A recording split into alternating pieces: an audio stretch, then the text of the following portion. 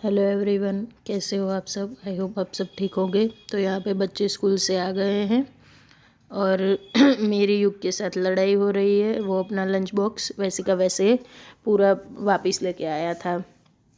तो यहाँ पे मैं उसको डांट रही थी और खिला रही थी ताकि वो दूसरी बार अपना लंच बॉक्स फिर से ऐसे पूरा का पूरा वैसे लेके ना आए। पूरा थोड़ा सा तो खा के आए, उसको खाना ही अच्छा नहीं लगता है। तो यहाँ पे मैं उसको डांट रही थी और वो बोल रहा है मुझे अच्छा नहीं लगा टेस्ट। तो मैं खा के बता रही हूँ कि कैसा था टेस्ट। और उसके बाद मैं आपको मिल रही हूँ सीधा शाम को। तो शाम को बहुत ठंड थी।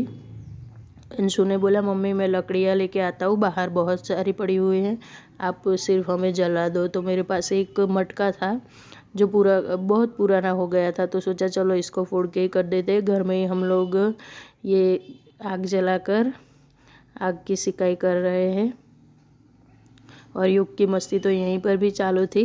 फिर उसके बाद मुझे थोड़ा डर लगने लगा, ऊपर पीओपी में सब कुछ ब्लैक ब्लैक सा दिखने लगा। तो हम लोग ये सब पूरी आग और ये मटका लेके बाहर आ गए। तो बाहर आए तो युग अपने फ्रेंड को भी बुला लाया कि चलो मेरे घर पे हमने आग सेक रहे हैं हम लोग, तो आप तू भी आ जा हमारे साथ। तो तीनों फ्रेंड्स मिल के बातें कर रहे हैं और यहाँ पे अंश मुझे सिखा रहा है कि मम्मी कैसे व्लॉग को बोलना है। वो मैंने आवाज़ बंद कर दी हुई है क्योंकि वो मस्ती कर रहा था, बहुत ज़्यादा शरारत कर रहा था। और युग की मस्ती तो इधर भी चालू, उसे लकड़ियों के साथ भी खेलना है, उसे हर चीज़ के साथ खेलना है। शांति तो उसे है ही नहीं बिल्कुल। और हाँ, अब मेरा आवाज़ थोड़े आज गला ख़राब है तो प्लीज़ डोंट माइंड। और उसके बाद मैं डीमार्ट चली गई थी और डीमार्ट से आने के बाद सोच रही थी क्या खाना बनाऊँ। तो हस्बैंड ने बोला ऐसे रोटी को, हम लोग वघरेली रोटली बोलते हैं इसको, आप लोग हिंदी में क्या बोलते हैं पता नहीं। तो तेल में जीरा और लहसुन डाल के ऐसे रोटियां डाल के उस पर बेसिक मसाले डाल के पानी डाल देते हैं, बहुत टेस्टी लगती है ये खाने में। और इसे दूध के साथ खाते हैं हम लोग। लोग तरह तरह से बनाते हैं, इसमें आप प्याज लहसुन और टमाटर सब डालकर भी बना सकते हैं, लेकिन मेरे घर पे सब सिंपल खाना ही पसंद करते हैं, सिर्फ मसाले और लहसुन के साथ। और हस्बैंड को तो लहसुन भी मत डालो और सिर्फ मसाले डाल के दे दो, सिंपल सी रोटी तो बहुत अच्छी लगती है। ये बासी रोटी हो तो ज़्यादा टेस्टी बनती है, लेकिन मैंने अभी रोटियां बनाने के बाद उसको तोड़ के बनाया था चूरा करके। और उसके बाद मैं आप लोगों को मिलती हूँ सीधे दूसरे दिन सुबह में। तो यहाँ पे मैं बैंगन का भरता बना रही हूँ हस्बैंड के टिफ़िन के लिए और हम सब के लंच के लिए। तो इसमें मैंने भून लिया अच्छे से, बैंगन को अच्छे से भून के क्रश करके रख दिया। और यहाँ पर मैं चॉपर में प्याज और अदरक को चॉप कर रही हूँ। और उसके बाद प्याज अदरक और टमाटर सब डाल के, हरी प्याज खूब सारे हरा प्याज मीन्स के स्प्रिंग अनियन डाल के सब मसाले डाल के मैंने यहाँ पे बैंगन डाल दिया है। रेसिपी मैंने पहले भी आप लोगों को दिखाई हुई है, इसलिए इस बार डिटेल में नहीं दिखा रही हूँ। तो ये सब डालने के बाद अच्छे से मैंने भून लिया और बैंगन का भरता रेडी है। तो थोड़ा सा हरा धनिया और हरा लहसुन डाल देंगे। अभी वीकेंड आ गया है, सैटरडे का दिन था, तो अभी सब्जी अभी ख़त्म हो गई है तो सब लेने जाना था।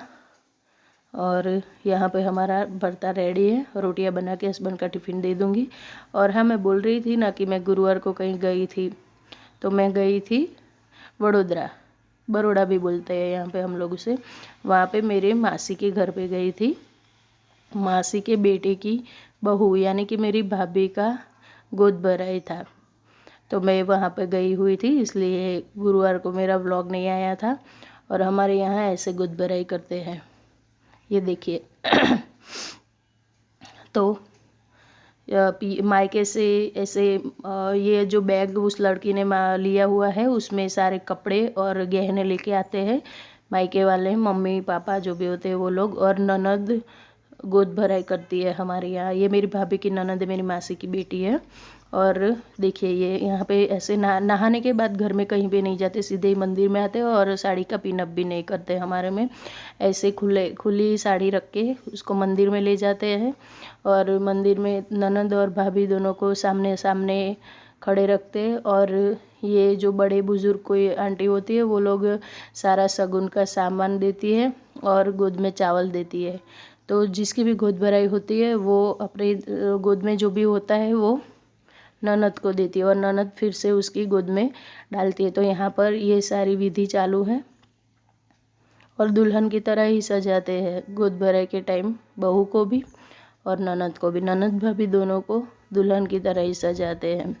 तो इस तरह से होती है हमारी गोद भराई, देख लीजिए आप भी। और आपके वहाँ कैसे होता है सारे फंक्शन मुझे दिखाना। हमारे में और कुछ ज़्यादा नहीं होता, ऐसा ही होता है।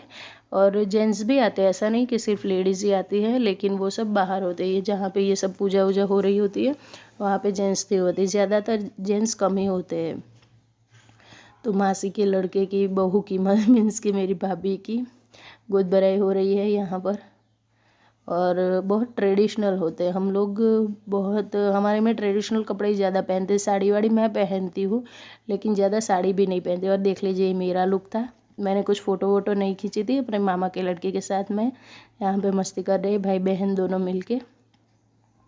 और ये सारे रिलेटिव्स हैं हमारे, सब मेरी भाभियाँ हैं, बहनें हैं, मेरी मम्मी हैं, सब लोग हम बैठे बैठे बातें कर रहे हैं। और उसके बाद ये मिलती हूँ मैं आज सुबह के, आपको आज सुबह का वीडियो है ये। तो यहाँ पे मैं बैंगन, आलू और टमाटर की सब्ज़ी बना रही हूँ। और साथ में मैंने साबुत तुअर डाली थी, पता नहीं उसको हिंदी में क्या बोलते हैं, हमारे वहाँ तुअर ही बोलते हैं। ग्रीन वाली जो तुअर आती है विंटर में मिलती है वो वाली। तो यहाँ पे मैं सब्जियाँ कट कर रही हूँ। और आज सुबह से मेरे गले में टॉन्सिल्स हो गए हैं, बहुत ज़्यादा दर्द हो रहा है, इसलिए मैं ज़्यादा ज़ोर से बोल भी नहीं पा रही हूँ। और हस्बैंड को जाना था तो इसलिए उनका टिफ़िन भी बनाना था और बच्चों को भी खाना खिलाना था। और ऊपर से आज मेरा उपवास भी है, मैं संडे को, हर संडे को उपवास रखती हूँ, व्रत रखती हूँ। तो आज मेरा संडे का उपवास है, लेकिन बच्चों और हस्बैंड के लिए यहाँ पे मैं ये सब्ज़ी कट कर रही हूँ। बहुत ही टेस्टी बनती है ये सब्ज़ी, आलू, बैंगन और तूर डाल के। हमारे वहाँ शादियों में ज़्यादातर ये वाली सब्ज़ी बनती है, तो मैं आज उसी स्टाइल में बना के दिखाऊंगी आप लोगों को। और हाँ यार, मेरा इतना गला ख़राब है फिर भी मैं व्लॉग बना रही हूँ, तो प्लीज़ आप लोगों को थोड़ा सा भी अच्छा लगे वीडियो तो सब्सक्राइब करना चैनल को ना भूलें और वीडियो को पूरा देखें। और मेरे सब्सक्राइब के बाजू में जो बेल का आइकन दिया हुआ है उसे भी दबाएं ताकि आपको मेरे आने वाले सारे वीडियोस मिले। मैं इतना मेहनत करती हूँ तो प्लीज़ आप लोगों से इतनी आशा करती हूँ। और यहाँ पे मैंने ये कढ़ाई में ऑयल डाल दिया और ऑयल जब तक गर्म हो रहा है तब तक मैं अदरक, लहसुन और हरी मिर्च का पेस्ट खलदस्ते में क्रश कर लूँगी अच्छे से, क्योंकि मैंने आप लोगों को बताया था ना कि मैं अदरक लहसुन का पेस्ट यूज़ नहीं करती हूँ। मैं ऐसे ही क्रश करके आधा सा क्रश करके ऑयल में डाल दूँगी जैसे ऑयल गर्म होगा। और कल मैंने जो मसालादानी साफ़ की थी तो उसके बाद मैंने अंदर मसाले कुछ भरे नहीं थे, तो यहाँ पर मैं मसालेदानी को भी फिल कर लूँगी। तो इसके लिए दो अंदर के जो होते हैं ना वो तो मैंने साफ़ भी नहीं किए थे, तो यहाँ पर मैं अपनी मसालादानी फिल कर रही हूँ। और उसके लिए मैंने अंदर, आज मैं कभी अंदर नमक नहीं रखती हूँ स्टील के बर्तन में, लेकिन आज मैंने निकाल दिया क्योंकि बार बार मुझे कबर्ड खोलने पड़ते हैं और बार बार नमक निकालना पड़ता है, इसलिए मैंने आज मसालेदानी में ही नमक डाल दिया है। और उसके बाद ये हल्दी, जिस भी डब्बे में जो भी खाली है जो भी वो सब मैं फिल कर दूंगी। हल्दी, मिर्ची, नमक, ये धनिया जीरा पाउडर वो क्या मेरा रह ही जाता है, ऊपर अलग से पड़ा रहता है तो मैं निकालती नहीं हूँ, तो कभी कभी रह जाता है, तो आज मैंने ये भी फिल कर लिया है। और साबुत मसालों के लिए मेरे पास एक अलग से मसालादानी, लेकिन मैंने फिर भी ज़ीरा और राई जो डेली तड़के में ज़रूरत होती है जीरा राई की, तो ये भी मैंने इस वाली मसालादानी में ही डाल दिया है। और एक कप थोड़ा सा गंदा था तो मैं उसको साफ़ करने के लिए चली गई थी, और ये मैंने राई भी डाल दिया है अंदर। और अब हमारा ऑयल गर्म हो गया है, तो सब्ज़ी के लिए मैंने डायरेक्ट एक छोटा सा, एकदम छोटा सा मीडियम साइज़ का, मीडियम भी नहीं, मीडियम से भी छोटा वाला प्याज लिया। यहाँ पे राई और ज़ीरा डाल देंगे हम लोग, गैस थोड़ा धीरा कर देंगे और प्याज को एकदम बारीक बारीक कट करके ऊपर से डाल देंगे। ये सब हमें प्रैक्टिस हो जाती है ना डेली कर के, मुझे तो बहुत प्रैक्टिस है। मैं अगर ऐसे भी ऑयल रख के कभी कभी तो ऊपर से सब्जियाँ कट कर देती हूँ। कई सालों से ये सब काम करते तो हमें ये सब करने की प्रैक्टिस हो जाती है। तो यहाँ पे अच्छे से प्याज भुन गया है, अदरक लहसुन का पेस्ट भी डाल दिया है, और ऊपर से मैं मसाले कर दूँगी बेसिक से, हल्दी, मिर्च, नमक, धनिया पाउडर, ये सब। और धनिया पाउडर में मैं ज़ीरा कभी नहीं डालती हूँ, वो मैं अलग से ही भूनती हूँ। तो उसके बाद मैंने जो सब्जियाँ कट करके रखी थी वो सारी सब्जियाँ अंदर डाल दी है और सब्जियाँ को भी अच्छे से भून लेंगे। धीमी धीमी आंच पे सब्जियों को भूनते हैं ना, फिर उसमें 5 मिनट के लिए गैस एकदम स्लो करके हम अगर भूनते हैं और उसके बाद में पानी डालते हैं तो रस्से वाली सब्जी का टेस्ट ही कुछ अलग आता है। तो यहाँ पे मैं भून लूँगी अच्छे से। और मुझे थोड़े मसाले कम लग रहे थे, मिर्च मेरे यहाँ ज़्यादा खाते हैं हम लोग, और मैं क्या कि ज़्यादा कश्मीरी मिर्च और हमारा जो तीखा वाला मिर्च आता है दोनों को मिक्स करके रखती हूँ, इसलिए कलर ज़्यादा आता है मेरी सब्ज़ी में और तीखापन बिल्कुल नहीं होता है। तो इसलिए मुझे थोड़े कम लग रहे थे मसाले, तो मैंने अंदर मसाले डाल दिए ऊपर से। और यहाँ पे सब्ज़ी भून रही है। ऊपर से मैं टमाटर डालूँगी। टमाटर मैंने ऑयल में नहीं डाला था क्योंकि इस सब्ज़ी में ऊपर से टमाटर डालते हैं, इससे ऊपर से टमाटर डालने से उसका टेस्ट बहुत ज़्यादा हो जाता है। और साथ के साथ तो मुझे नैपकिन चाहिए ही, क्योंकि मैं टमाटर ऊपर से धोकर डाल रही हूँ, इसलिए मैंने साथ में हाथ पोंछने के लिए नैपकिन भी ले लिया है यहाँ पर। और सब्ज़ी अब भून रहेगी तब तक उसके बाद उसमें पानी डाल देंगे, जितना हमें रस्सा चाहिए उतना पानी डाल देंगे। तो पानी डाल दिया है मैंने यहाँ पे खूब सारा। और पानी डालने के बाद ढककर हम उसे अच्छे से पकाएंगे। बहुत ही टेस्टी बनती है सब्ज़ी, आप लोग भी ट्राई करना। और यहाँ पे हस्बैंड को जाना था तो उनको जाने के टाइम पे चाय पीनी थी, तो उनके लिए मैंने, और मेरा भी आज उपवास है तो मैं कुछ खाना नहीं खाने वाली, तो मैंने भी साथ में अपने लिए भी चाय चढ़ा दी है। दोनों साथ में मिलके चाय पिएंगे और जब तक चाय होती रहेगी बाजू में और साइड में रोटियां भी बनती रहेगी। और रोटियां बनाने के बाद तुरंत उनका मैंने टिफ़िन पैक कर दिया था।